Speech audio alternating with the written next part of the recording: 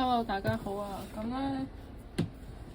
咧，我咧其實咧一直咧都織緊一套裙嘅。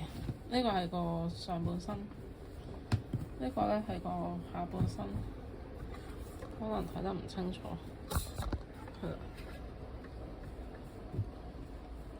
咁咧係橡筋頭嚟嘅，係小朋友裙嚟嘅。咁咧下半身完成咗好耐㗎啦。但係咧上半身咧，我就一直諗緊咯。一嚟冇線啦咁樣，二嚟諗緊用咩袖啊。咁然之後咧，依家啲線翻咗嚟啦。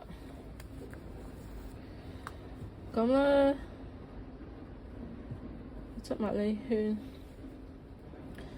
之後咧，就諗緊咧用背心袖啊、吊帶袖啊。但係啲即係短袖啊、公主袖啊咁樣咯，咁一直都未諗到。如果大家諗到咧，或者有咩建議咧，可以俾我，咁我就繼續勾埋佢咁樣咯。